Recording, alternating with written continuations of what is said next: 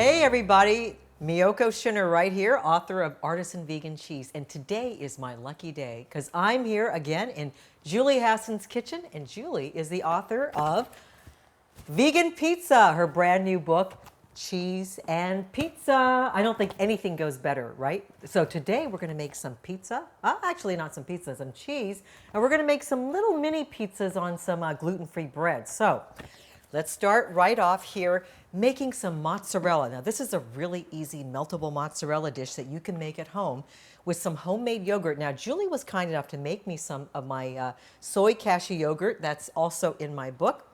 And she made this. It's so creamy and delicious. So we're going to take a cup of this yogurt. Now what makes this meltable mozzarella so fun is that it's really gooey and it stretches and it browns when you bake it in the oven. And it's also these nice little balls of, you know, that buffalo mozzarella stuff that you used to eat before you were vegan?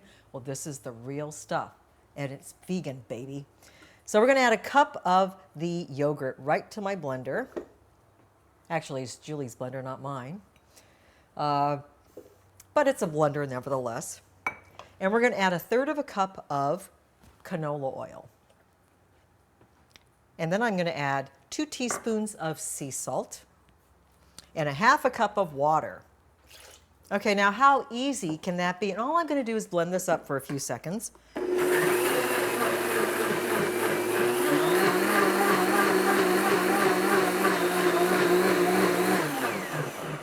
Okay, that's it. Now, the reason we're using yogurt is because it's a cultured food, which means that it's fermented and it's full of lactic acid bacteria, which is going to help give it that cheesy flavor without having to add any sort of acidic ingredient like, you know, vinegar or lemon juice or whatever. But this alone, at this point, this tastes just like, kind of like watered down salty yogurt. Not a good combination for cheese. But what we do is we set this aside for about 24 hours and let it sort of culture and ferment. And this is what it looks like after about 24 hours. It's thickened up a little bit, as you can see. It tastes tangier, and it's perfect as a base to make your own vegan mozzarella. So now we take the next step. Okay, now we're ready to cook the mozzarella. So I've got the mixture that sat for 24 hours and cultured. It's kind of curdled a little bit. I'm pouring it right into this pot here. Scrape out every last bit of this goodness here. And into this mixture, I'm going to add 6 tablespoons of tapioca flour. I'm going to whisk that there.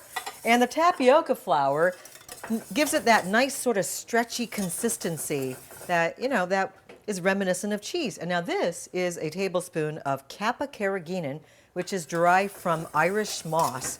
And that's going to help solidify the cheese. And once it's solidified, it's a solidifying agent that will re-liquefy. So even after it's formed nice little balls of mozzarella, when it goes into the hot oven, it'll melt again, which is exactly what we want. So we're just going to whisk that there. And we're going to cook this until it gets really gooey and stretchy and thick. It takes a couple of minutes. As you can see, it's beginning to sort of form lumps. It's looking kind of lumpy, and that's fine. That's exactly how it's supposed to look. It's still not ready. It's going to get really smooth as long as we keep cooking it. So we got another minute or two before this is ready to turn into balls of mozzarella. Now take a look at this. It has now thickened a lot, and it's getting kind of shiny. It's smooth. It's no longer lumpy, and it's just about 20 seconds away from being ready to form into balls of mozzarella. You want it to be kind of like this, sort of to form a big clump in the middle of the pan, and to have a little bit of sheen to it, which means that the tapioca starch has fully cooked out. And the last thing you want is mozzarella that's got sort of a starchy consistency on the tongue. That's not so nice for cheese. So this looks pretty ready now. See how goopy and stretchy it is? Look at that. Goopy, stretchy, and shiny is exactly how we want it. Okay, I'm going to walk this now over here where we're going to form balls of mozzarella. Okay, ready to form the balls of mozzarella. Now I've got an ice cream scooper. You can use any size you like, but this is a perfect little medium size here. And what I've got here is a bowl of ice water, and I'm going to just kind of salt it and make it sort of a brine like that. And I take my ball of mozzarella, I dump it right in here. There we go. And I've got these cute little perfect balls of mozzarella that we'll be able to slice up and put on our pizza.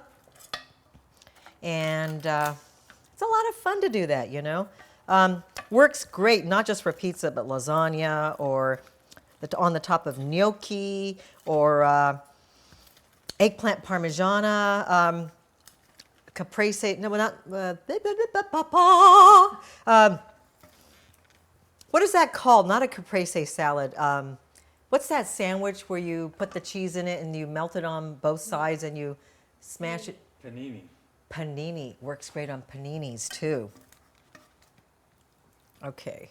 I got my last ball right there and we're going to stick it right in there. And now we want to let it sit for about 20 minutes until it gets nice and hard and sliceable.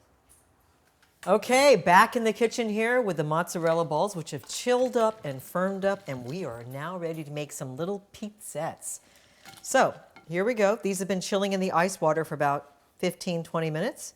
And as you can see, I can slice them. Now, the longer you chill it, the firmer it'll be. They're still a little warm in the middle, but they're good enough to make the pizzettes.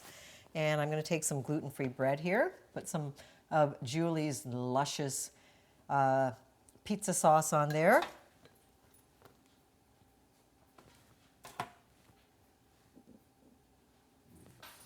I can already smell all the herbs in the sauce. This is going to be delicious, and I am hungry, so this will be fantastic.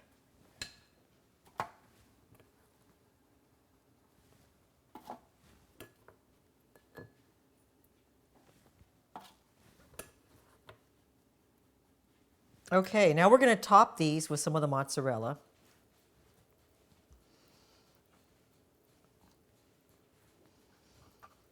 Let's get another ball out.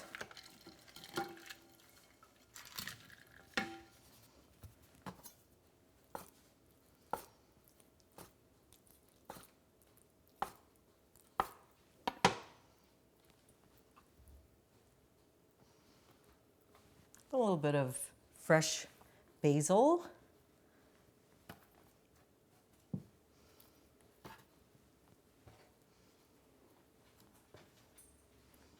All right, let's just pop these in the oven for about 10 minutes until the cheese is all golden and brown and melty and gooey and delicious.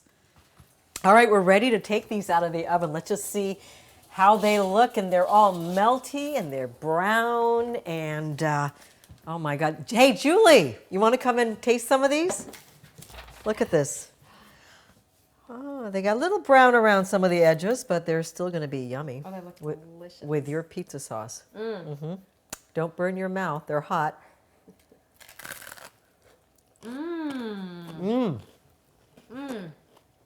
Divine. Aren't they good?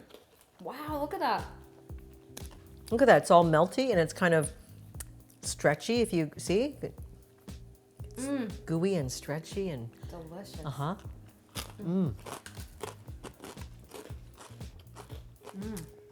Well, thanks for joining us on Everyday Dish today. I'm Miyoko Schinner, Julie Hassan. I'll see you again.